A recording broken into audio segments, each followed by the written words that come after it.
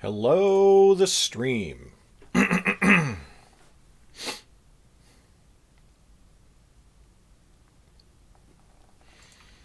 going to finish an audiobook today. It's very exciting.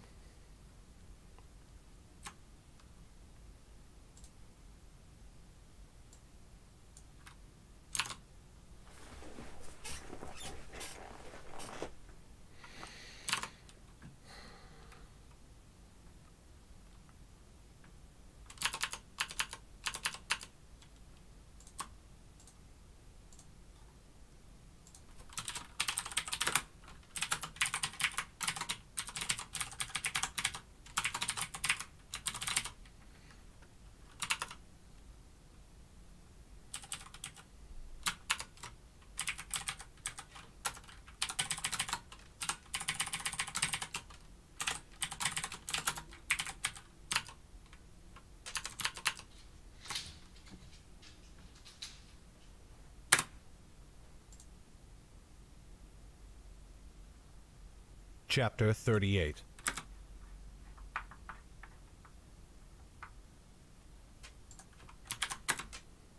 Chapter 38. They found the bodies shattered on the floor of the valley.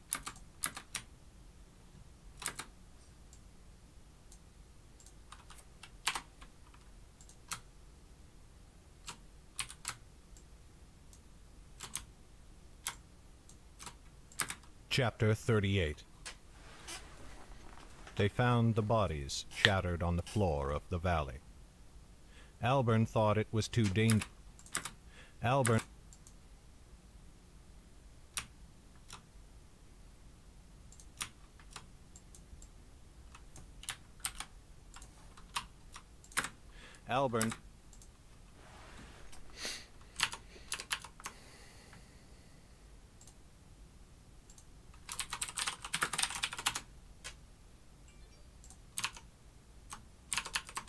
thought it was too the valley.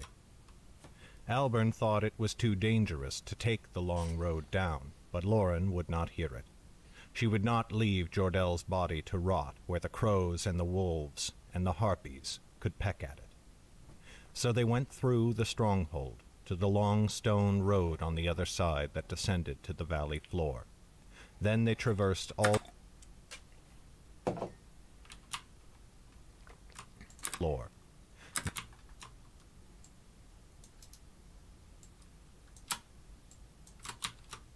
To the valley floor. Then they traversed all the way around the foot of the mountain. The land beneath the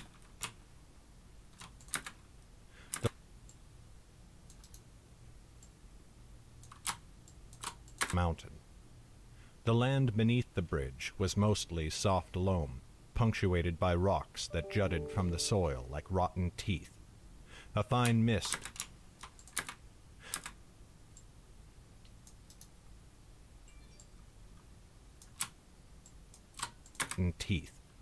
A fine mist clung to the ground, swirling around their boots and cloaks as they picked their way along, searching. Jordel lay on his back. Mercifully, his eyes were closed. Lauren did not think she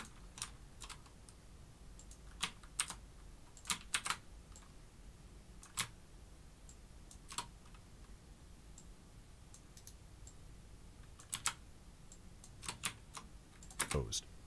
Lauren did not think she could have borne to see them open, their keen blue robbed of life. Those eyes had mesmerized her the very first time she had seen them, and had given even the mightiest warriors pause. That they would no longer be beside her, to watch over her and all the 9 kingdoms, seemed a crime beyond punishment, or any hope of justice. Triskin's body lay not far. Hey, what's up, Cade? Welcome to stream. Triskin's body lay not far away. Jordel's knife was buried to the hilt in the tattoo on his neck. The commander had struck one of the rocks when he landed, and it had shattered his back so that his body was almost in two. His neck was twisted, and every part of his armor was dented and tarnished. Not a muscle of his body stirred.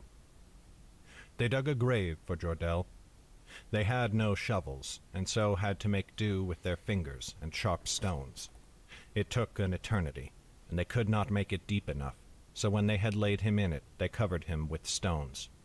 Before, though, Lauren wrapped him in his red cloak, fetched from the saddlebags of his charger. His clasp she kept.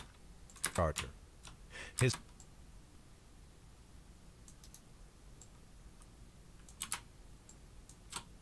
charger. His clasp she kept, stowing it in one of the pockets of her cloak. If she could no longer walk by his side, she would keep that to remember him by. And some urge of her heart told her to bring it to his brothers in the mystics. Disgraced though he might be, still she guessed that there were some of his brothers and sisters who would want to see him honored for the services he had rendered to the 9 lands, for she would have hazarded a guess that he had performed many. They stood beside the stones a while. Lauren's eyes leaked steady tears, slowly, for she tried to still them. Annis did not weep, but that might have been because she was trying to comfort Jem. The boy was inconsolable. He buried his face in his cloak and threw himself down upon the stones, refusing to leave them. Albern had to leave them.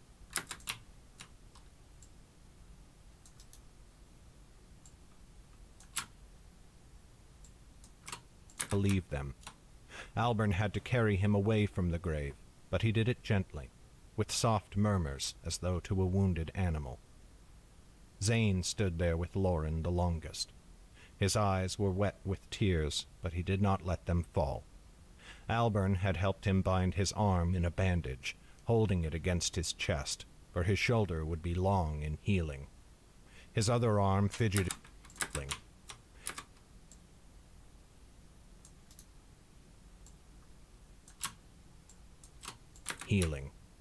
His other arm fidgeted with the hem of his coat, as though itching to take some action, if only he could determine what it was. "I was not strong enough to save him," said Zane.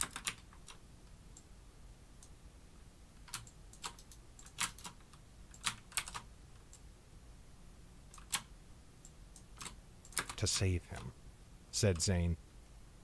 "No one would have been," said Lauren.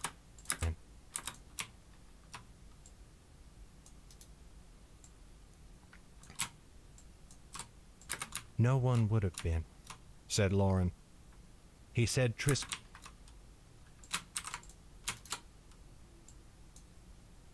said Lauren. "He said Triskin's mark made him proof against all magic. No wizard could have stood against him, no matter their power. No wizard could have stood against him, no matter their power. Could have stood against him, no matter.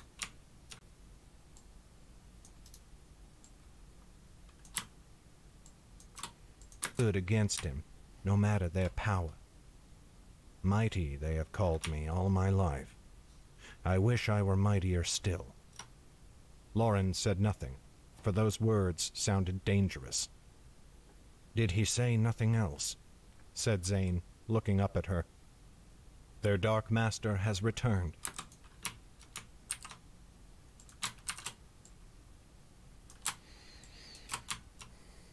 Said Zane, looking up at her. "Their dark master has returned," Lauren thought. Lauren.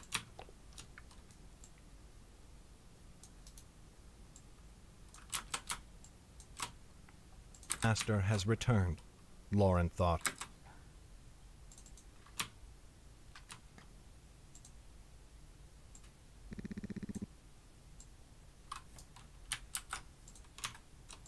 Lauren thought.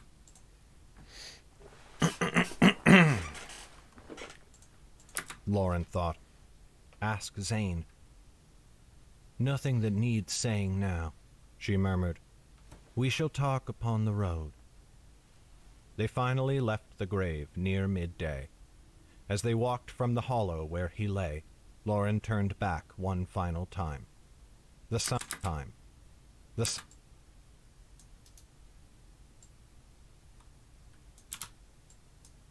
One final time.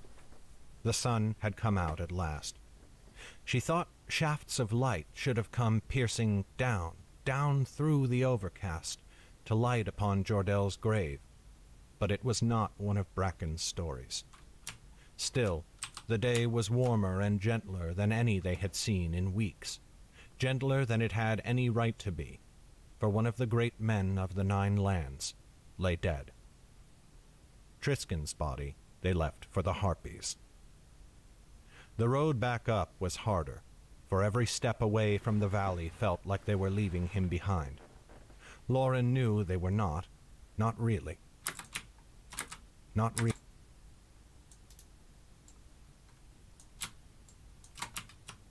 They were not really. But it was hard.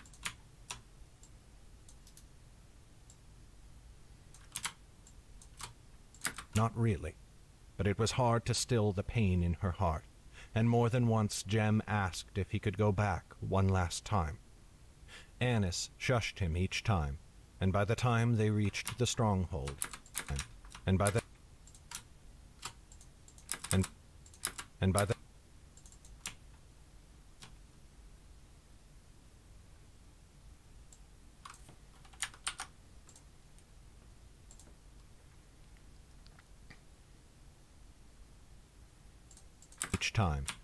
the time they reached the stronghold, he had fallen silent.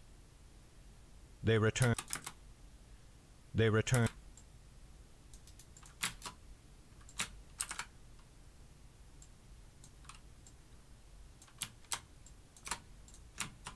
Silent. Had fallen silent. They returned to the bridge. Its stones were stained by blood. Lauren's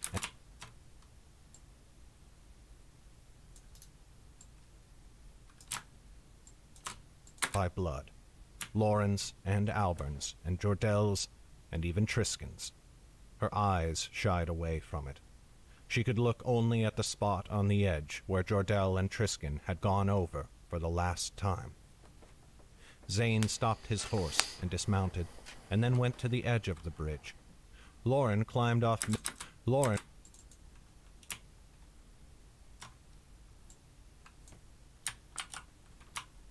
bridge.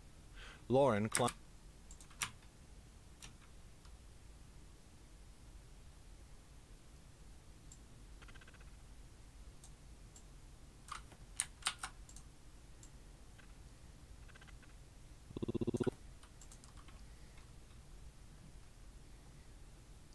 Of the bridge. Lauren climbed off Midnight and stood beside him. They stood beside him.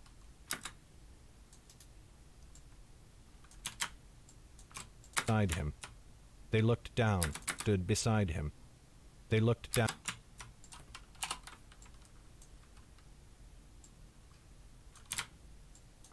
Him.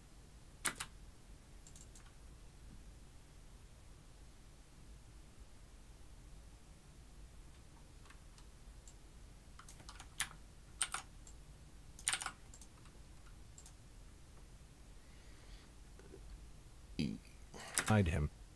They looked down over the edge. The valley was too far below for them to see the grave, but Lauren could imagine it. It would be just there.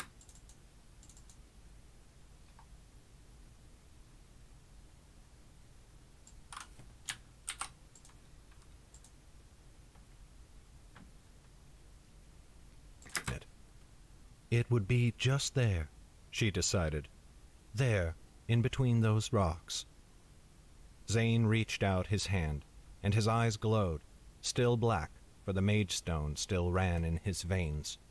Fire spilled forth from one finger, small but white-hot. It ran over the stones of the bridge like a pen, painting words there in liquid rock. When he had finished, he sent forth a gust of air to cool it. "I never learned to read," said Lauren quietly. "What does it say?"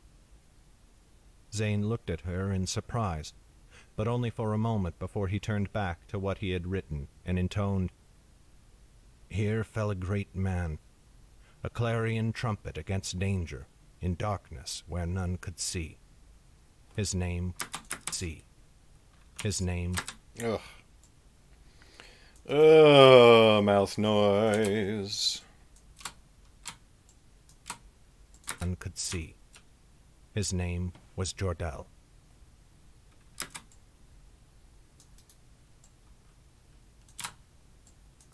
His name was Jordell. It is beautiful, said Lauren. I am no poet. It fits him.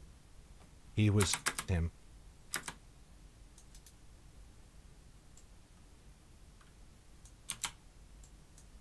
It fits him. He was never one to bandy words, and in those few lines are hidden a great many secrets, which was very like him. You speak the truth there. And what will you do now, Zane? Said Lauren, turning to look at him. Your powers are at their peak, even with one of their peak, even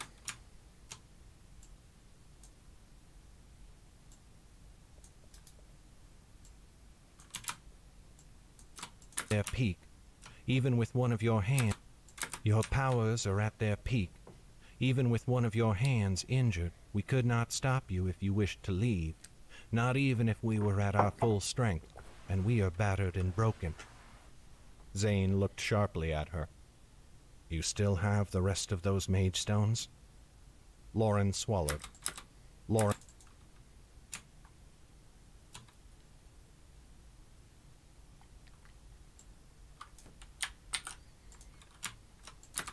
Lauren's mage stones? Lauren swallowed, but she nodded. He knew she did. Give them to me. She did not move. You know I could take them if I wanted to, said Zane. I do not want to. I want you to put them in my hand.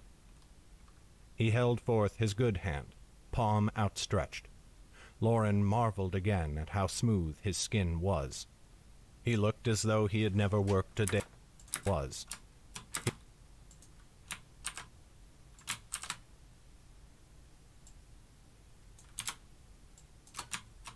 Again at how smooth his skin was. He looked as though he had never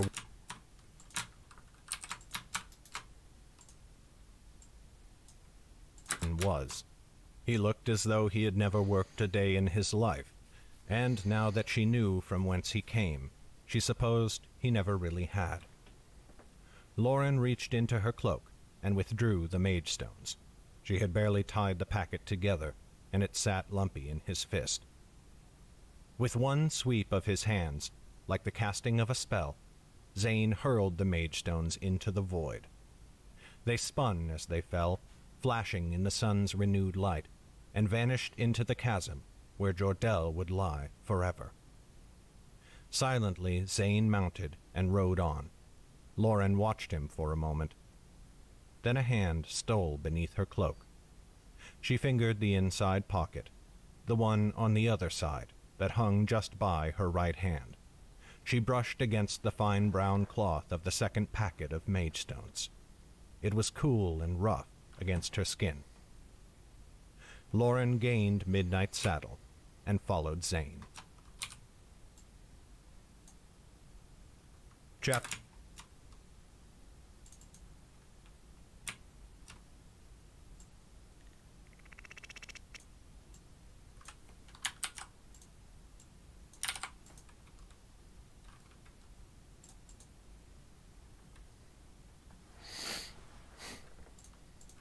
Chapter 39.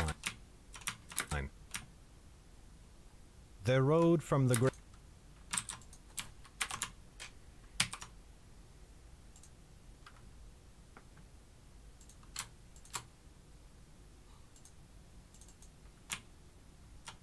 told her to bring it to his brothers in the Mystics. Disgraced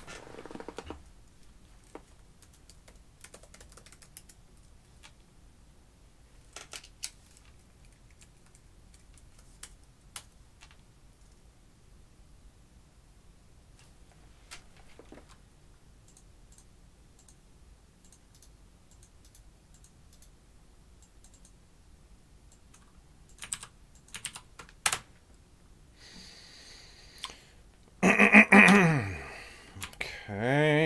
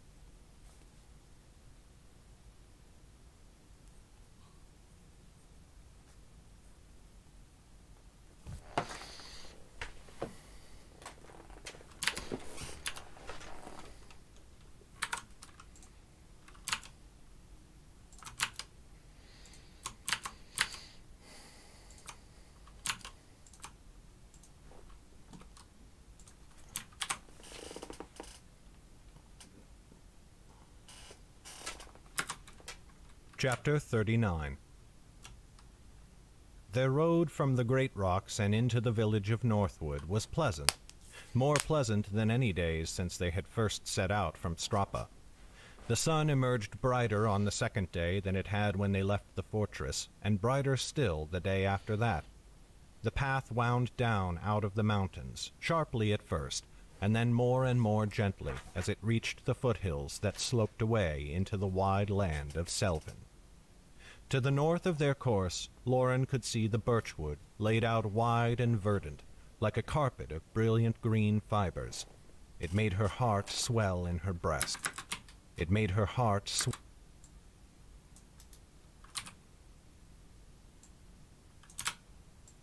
fibers. It made her heart swell in her breast, and to her great surprise she found herself aching to walk among the trees again. It had been long since she had been in a forest, a good and proper one, and the birchwood was her home. Soon, she knew, their road would take them north and into its reaches. They still meant to make for Feldamar, and for Jordel's stronghold of Ammon. What they would do then, Lauren did not know, but it was the only course they had. They rode mostly silent through the days, and at night they sat quiet about the campfire. The only talk was of gathering wood, and hobbling the horses, and setting a watch. Only one of them stood awake at a time, for they were tired, and no satyrs came from the mountains to bother them. Mountains to bother them. Mountains to bother. To bother. To bother. To bother.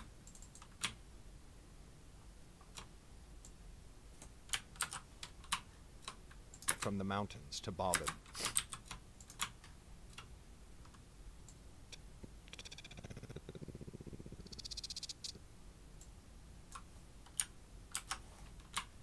Mountains to bother.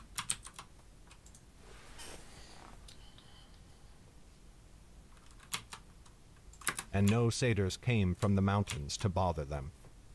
It seemed that with the defeat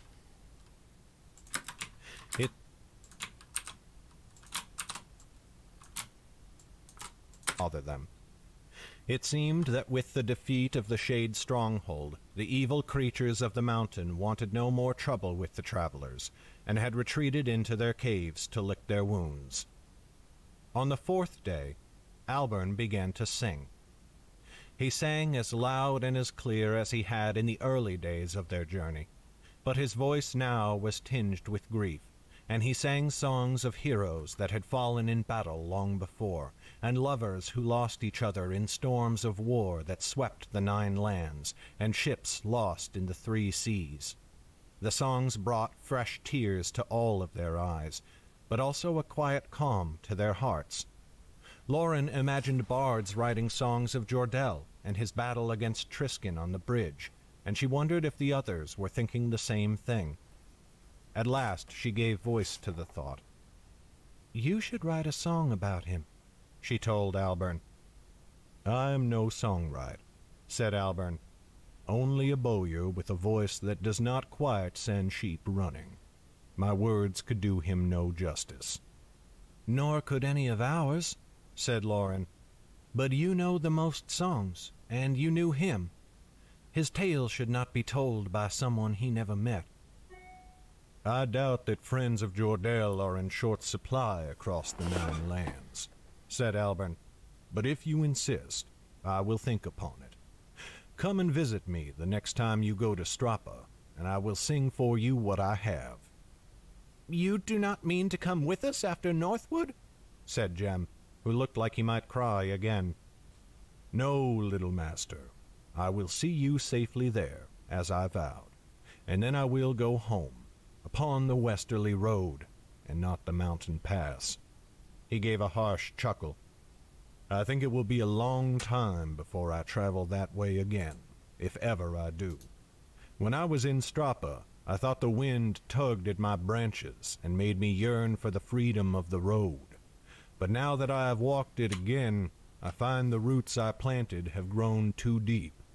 I long for nothing more than my little shop, and the meager custom that comes my way, and a good tankard of ale in the evenings." "We should all be so lucky," said Zane. The wizard had grown pale.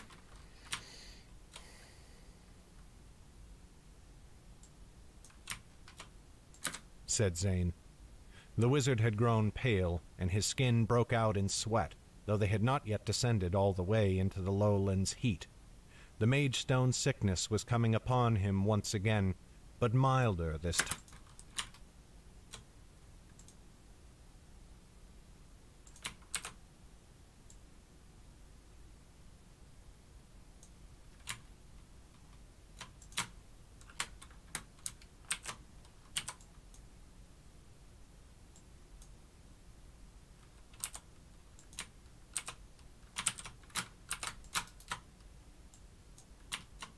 On him once again, but milder this time, and though his hand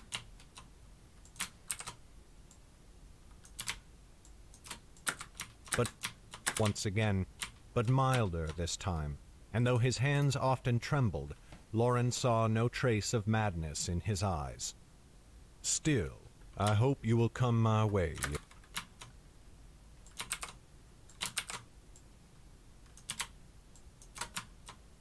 His eyes. "Still, "I hope you will come my way if ever you have a chance," said Albern. "For though I lament this trip and my role in you taking it, mayhap one day we might look back on it with fonder memories."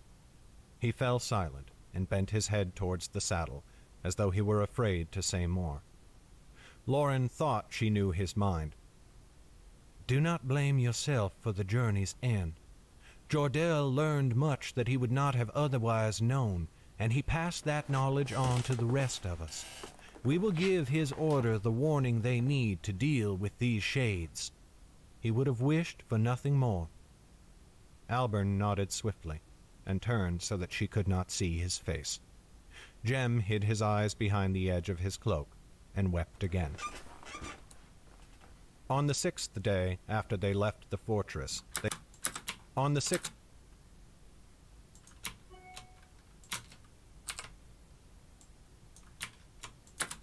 6th day after they left the fortress, they saw at last the town of Northwood before them.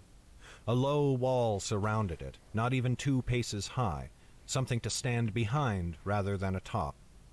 The town spilled out beyond the wall like wine from an overfilled waterskin, running among dikes and troughs that brought water from the Melnar River to the farms. Smoke floated gently upwards from every chimney, soft and white, as from the fires in the simple wood cottages of Lauren's village. "It is bigger than I thought it would be," said Annis. "Almost a city." "Aye, for it is the northernmost town on the westerly road," said Albern. "In one sense it is Selvin's northwestern border, though law says the borders lie in the great rocks to the west and in the birchwood to the north, and border towns are often large." "Should we be wary of a Yeren ambush upon those streets, do you think?" said Zane, eyes sharp as he surveyed the place. "I do not think we need to worry," said Annis. "We destroyed my mother's caravan. Without it she has nothing to trade, and therefore nothing to do. And she has many men with her who must be fed, but probably scant coin with which to feed them, if she brought all her cargo into the mountains for the shades. She will scuttle home as fast as her horse's legs can carry her. Horse's legs can carry.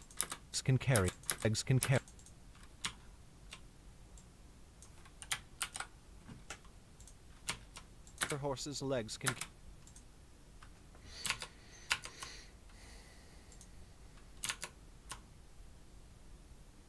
Scuttle home as fast as her horse's legs can carry her, there to gather her strength once more.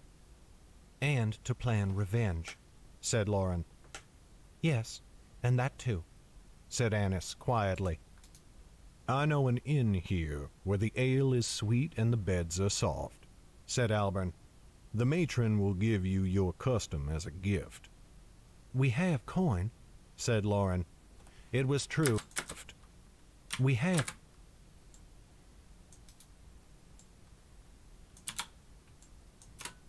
as a gift." "We have coin," said Lauren. It was true, for Jordell had always carried much with him, and it sat still in his saddlebags. "Do not deny this gift," said Albern, fixing her with a solemn look.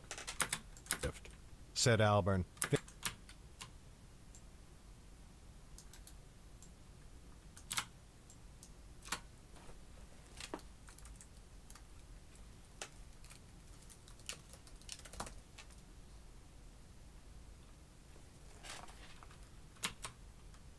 "Do not deny this gift," said Albern, fixing her with a solemn look.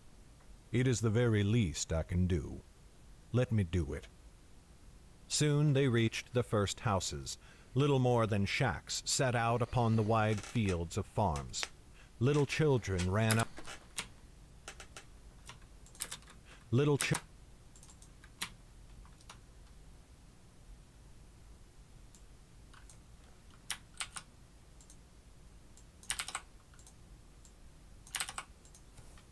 Farms. Little children.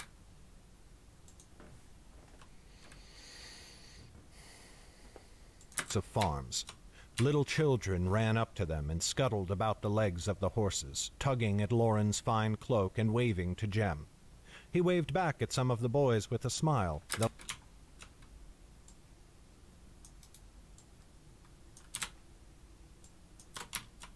to Jem. He waved back at some of the boys with a smile, though Annis only wrinkled her nose. "They do not often see riders coming down out of the mountains," said Zane. "I should say not," said Albern. "I know very few who take that road, and none who have done so in the last many years." "Where is this inn?" said Annis. "A good ways off from these farms," said Albern. "What is wrong, my lady? Not fond of the smell of pig's dung?" "Are you?" she asked pointedly. Albern tossed his head. "Fair enough." Soon the streets turned from dirt to cobbles, and then from cobbles to well-paved stone. The town rose atop a hill. Hey, what's up, Unhoths?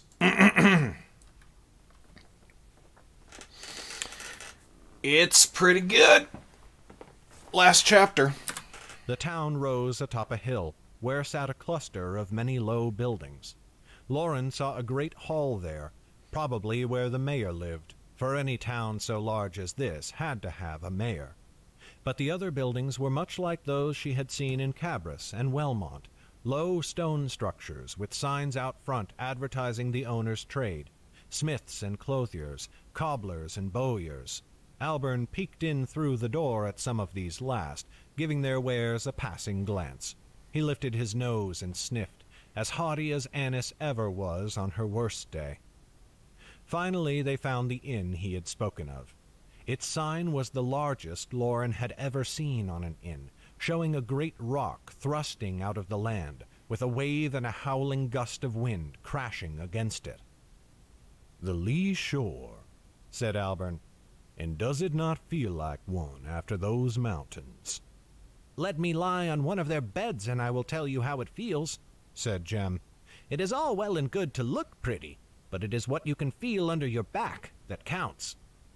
The stable boy took their horses and gawked at the 2 silver pennies Lauren threw him. Albern led them inside into the back of the common room, where stood the matron behind the bar. Her eyes fell upon Albern.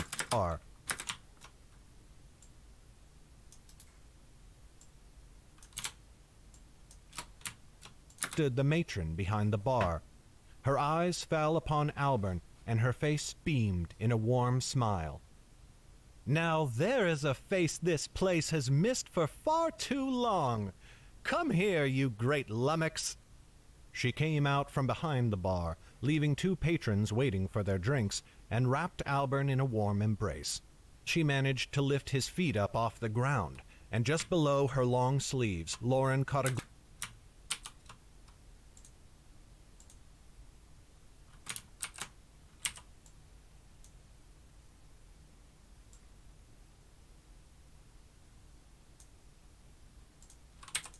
Still, she managed to lift his feet up.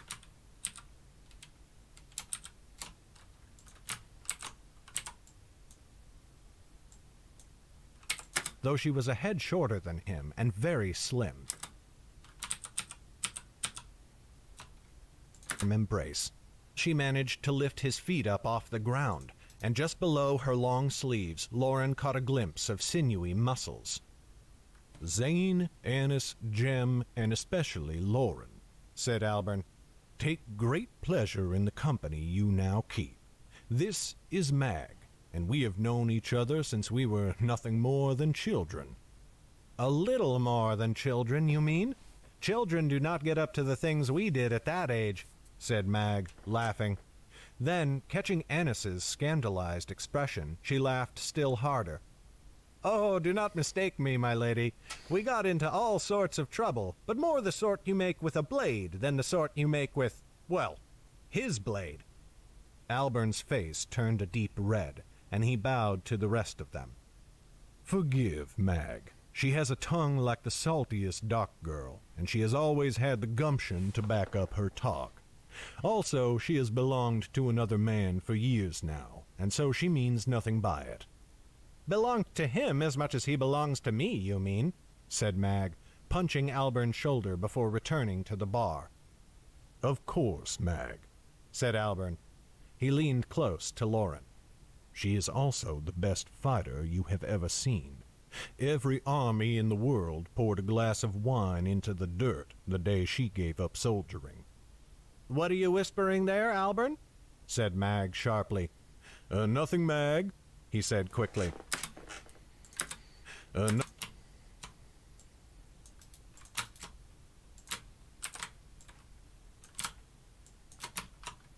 Mag sharply. Nothing, Mag," he said quickly. "Only my friends need rest and food, mayhap for a while. Let me pay for them, eh?" Mag caught his eye, and her smile dampened. When she looked at Lauren and the rest of them, her eyes looked sad. "Aye, I can do that," she said. "Stay as long as you need, loves. You're most welcome here." "We shall find ourselves a table," said Albern. "But you must come and have an ale with us, Mag, as soon as you have a moment." "As soon as that man of mine finishes his piss and comes back," grumbled Mag. "I shall be there in a minute, loves." Albern led them away, picking his route between the tables, careful not to jostle anyone. Annis stepped close behind him. "Albern, what was that business with you two? I felt like you spoke words none of us could hear." "Just a minute," said Albern.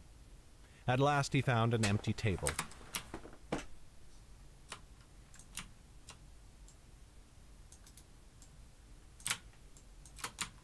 "A minute," said Albern. At last he found an empty table, and they all fell into chairs around it. Zane tucked himself against the wall, leaning back and picking at his sleeves. Lauren studied the wizard with worry, but when he caught her staring, he gave a weak smile to reassure her. "Mag and I have seen some things best left forgotten," said Albern softly.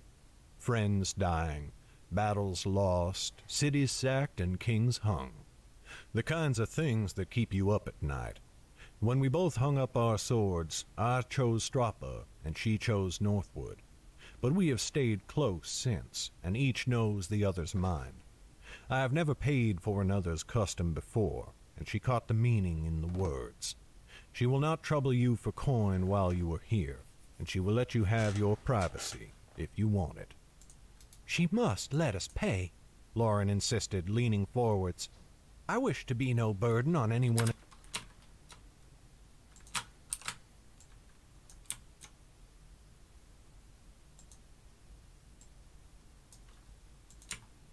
Forwards.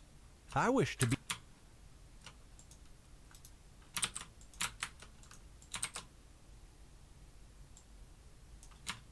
Forwards.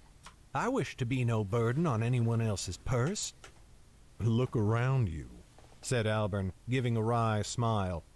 "Do you think Mag lacks for custom?" It was true, Lauren realized as she scanned the room. There was hardly a seat empty, and everyone at every table had their hands wrapped around a mug of ale, most with empty cups sitting before them. Business was booming, though it was barely afternoon. "Half of them come here just for her," said Albern. "It was no jest when I said Mag is the best fighter you have ever seen. Meg come from across Selvin to see her, and then they stay for the ale." But Lauren went stone still in her seat. As she scanned the room, her eyes lit upon a face across it. Albern's voice became an indistinct buzz. "Lauren?" said Jem, seeing her look. He followed her gaze with concern. "What is it? Danger?" "No," said Lauren. Her voice was weak, like a dream. Slowly she rose from her chair. She walked, and then ran as she became sure of it. She knew that face. She knew it as well as her own. "Chet!" He looked up at her from a tankard of ale, his face filled with confusion.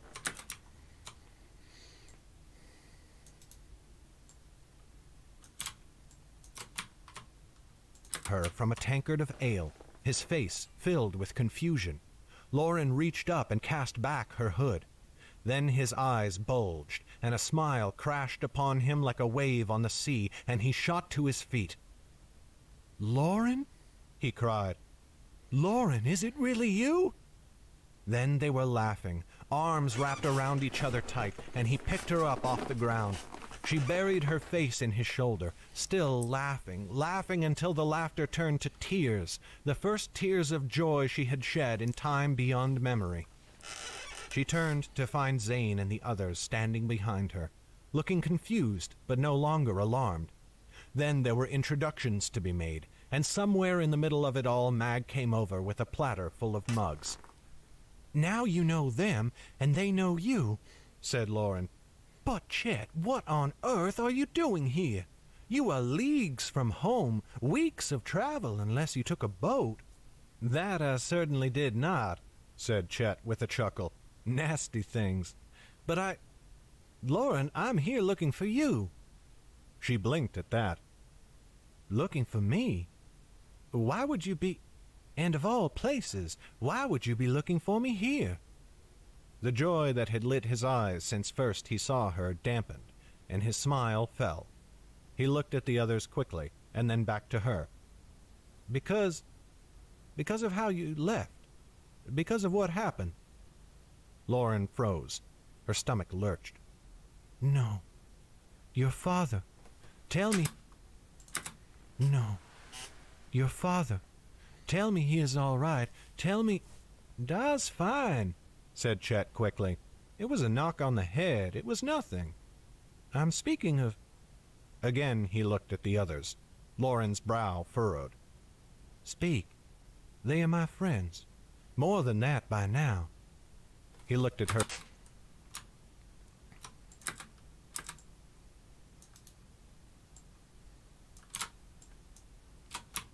"More than that by now." He looked at her askance. "Friends enough to speak of..." Chet froze, his mouth hanging open. "Sky above. You do not know." "Know what, Chet?" Lauren could feel a panic at the back of her mind, climbing to the forefront, clawing its way there and threatening to overwhelm her. "Not here," he said quickly. He turned and spoke to the rest of them, placing his hands on the table.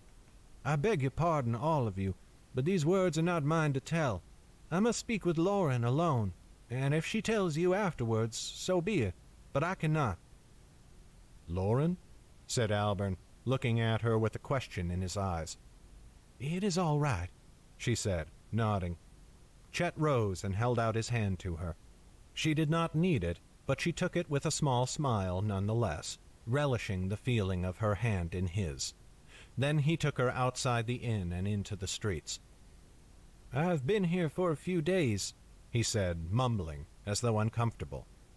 "There is a nice waterway not far from here. Come, let me show it to you." "Chet, tell me what you must," said Lauren. "It will be no easier to hear beside a dike than here on the street." "Just come," he said, taking her hand again. So Lauren let herself be led off, and soon they had reached the place he spoke of. It really was beautiful, though Lauren would have appreciated it more if she were not so afraid. The grass was green, and the water lapped at the edges of the waterway with a quiet murmur. He sat down on the edge of it, eyes fixed on his lap, and she sat across from him. Chet reached out to hold him. Chet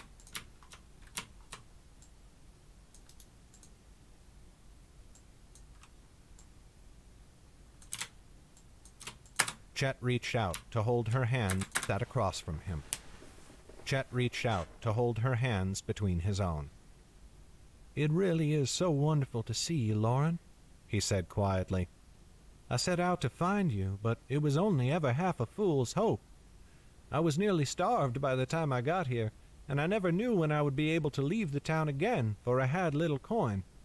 But now it matters not. I've found you, like I meant to." "I'm glad to see you too, Chet," she said. "But tell me, why have you come looking for me?" He glanced over his shoulder, and then back at the ground. He picked at his nails, and then nibbled on them with his teeth. "Stop that," said Lauren, snatching his hand away. "If you cannot tell me, then start by telling me of home. You said your father is well? And your mother?" His face filled with sadness, and Lauren swallowed hard. She died, finally," he said. It is why I finally left. I would have come sooner, I swear it, but you have nothing to explain. You were with her, as you should have been. I was, he said, though I have often thought of coming to find you, after what happened with your father. Lauren's heart. After what happened.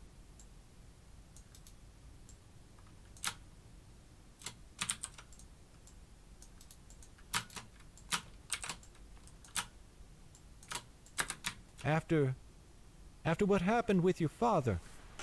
Lauren's heart chilled. Oh, she said. Did he make some kind of trouble after I left? He and Mother were furious, no doubt. I cannot imagine they made it pleasant for anybody else. Chet studied the ground again.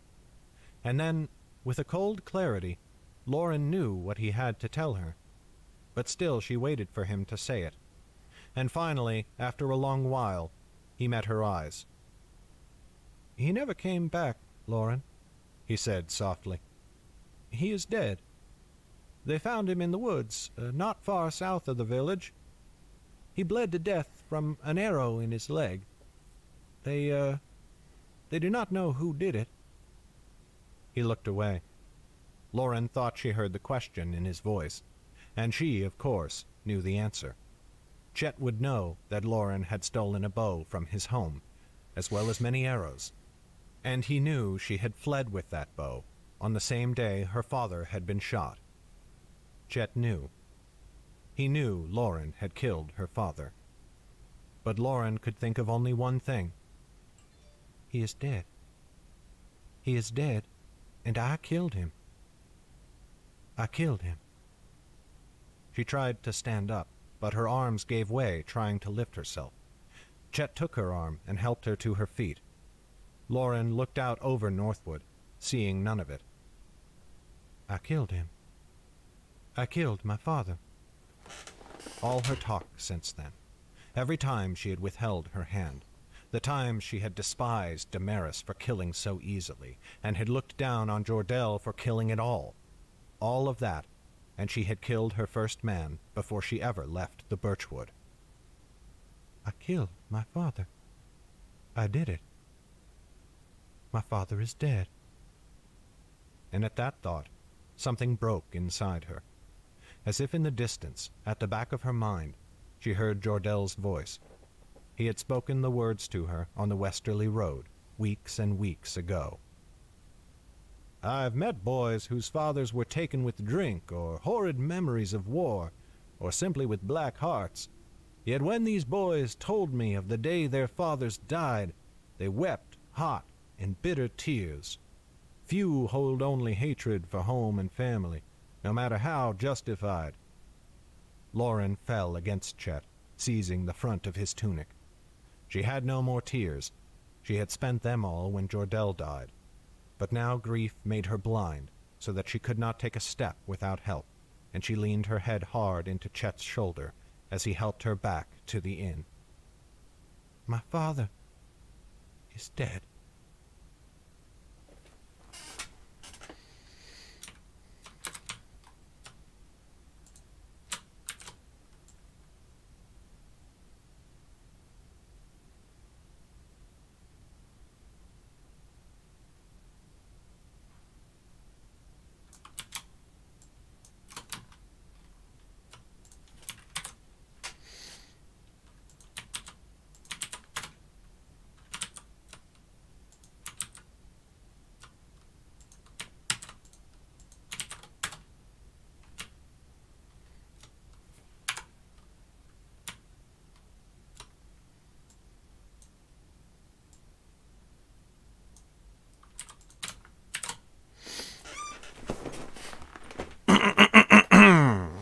Dun, dun, dun, dun.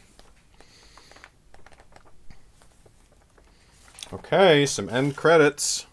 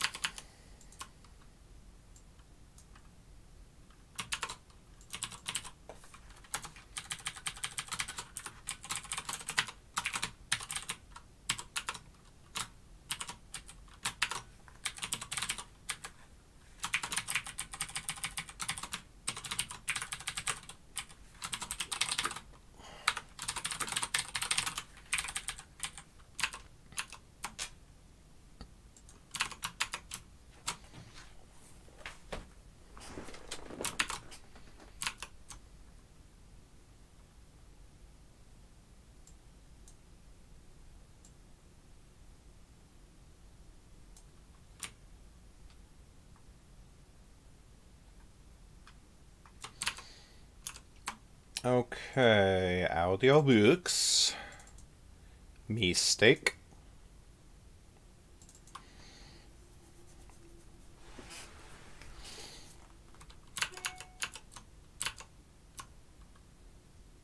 Oh my gosh, we're almost done here. Can you believe it?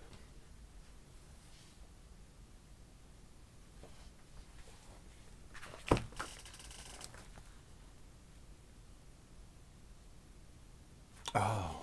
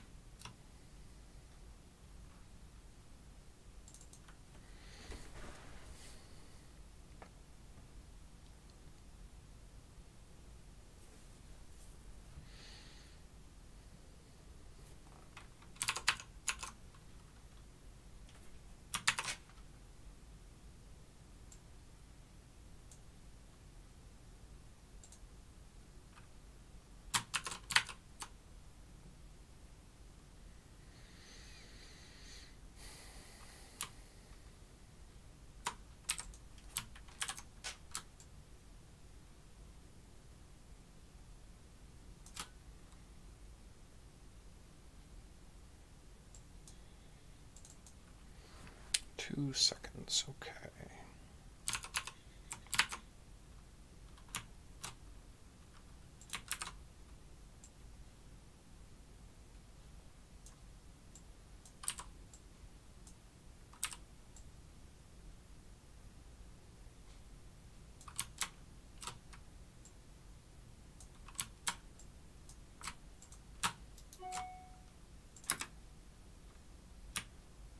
This is the end of Darkfire, but the story continues with Shadeborn, the fourth book in the Nightblade epic. Find Shadeborn and all the works of Underrealm at underrealm.net/books.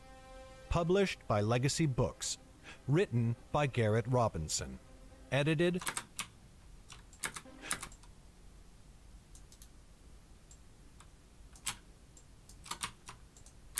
Published by Legacy Books. Written by Garrett Robinson. Edited by Karen Conlin.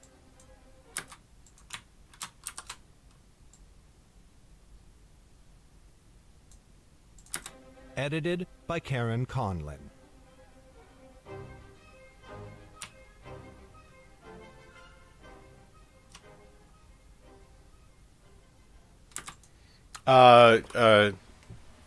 The book editing, not audiobook editing.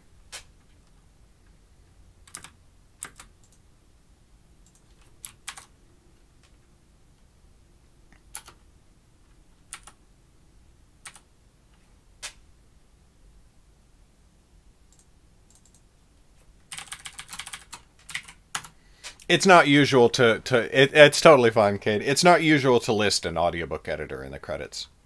Alright, later, Yunhots. Thank you so much. We finished an audiobook. Can you believe it?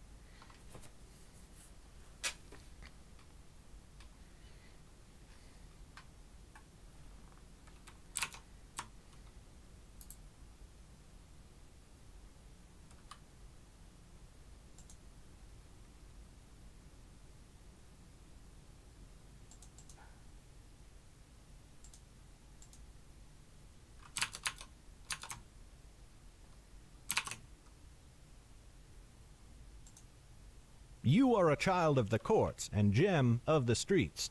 You might disguise your voices, but Lauren's heavy accent would do us no favors in that land. Lauren turned so quickly in surprise she nearly fell out of her saddle. What accent? I speak as plainly as any other. Indeed, said Jordell with a faint smile. As plainly as anyone from the Birchwood, born and raised in the kingdom of Selvin, as anyone listening to you could plainly hear. Jem laughed out loud. Annis giggled. There is no reason to be upset, Lauren. He speaks only the truth. Your voice is quite regional. It is not, cried Lauren. No, it is quite impossible to hear you have come from the forest, raised in a small village by parents who most likely chopped wood, said Jem, speaking in an outlandish fashion, lilting the first sound of every word. That sounds nothing like me. Lauren was growing angrier by the second. You had best still your tongue, Jem. A light danced in Annis's eyes. Or she might beat you with her great wood-chopping arms. I am so happy with that.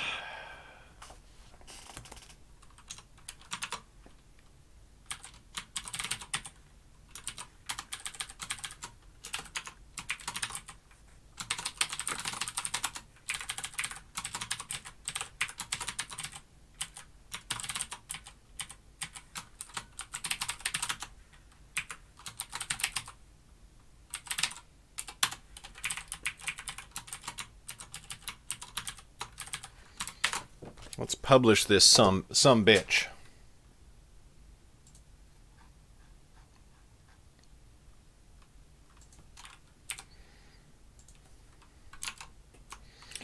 Nine hours and 33 minutes of audiobook.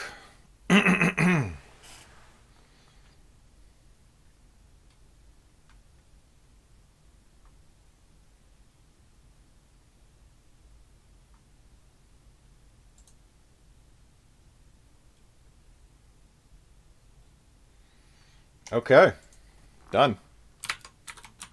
Look at that.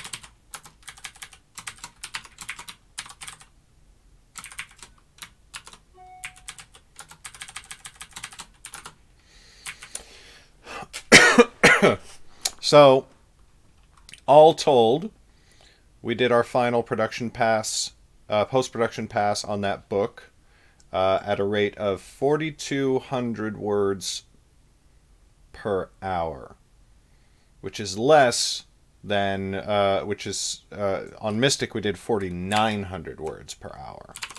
So we slowed down a little bit on that book, but it did have some particular circumstances that made it a little harder, a little more interesting than Mystic was. But there you go. What are you gonna do, right?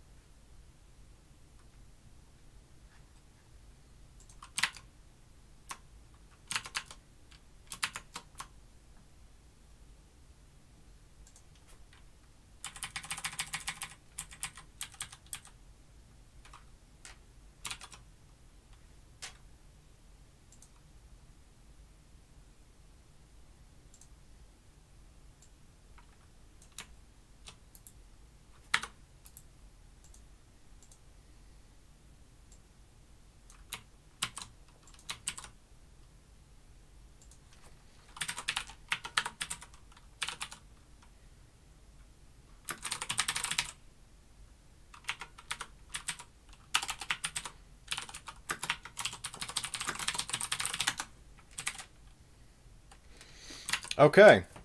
I actually need to end stream now because I'm going to set up to record the Nightblade Vol 1 addenda. So that's going to be it for now. Once I am all set up, I am going to try streaming it. I'm going to stream the addenda. I'm going to give it a shot. I haven't streamed recording since my first attempt because it was... it made me very uncomfortable, but I'm going to try it again. We're going to see how it goes. Alright, people.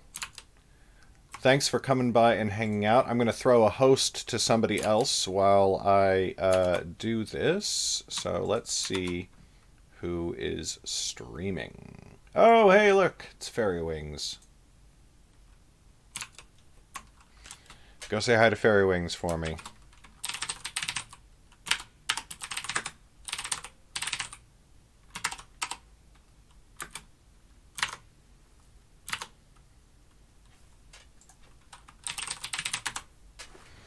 Tossing her raid in 10 seconds. Thanks for hanging out.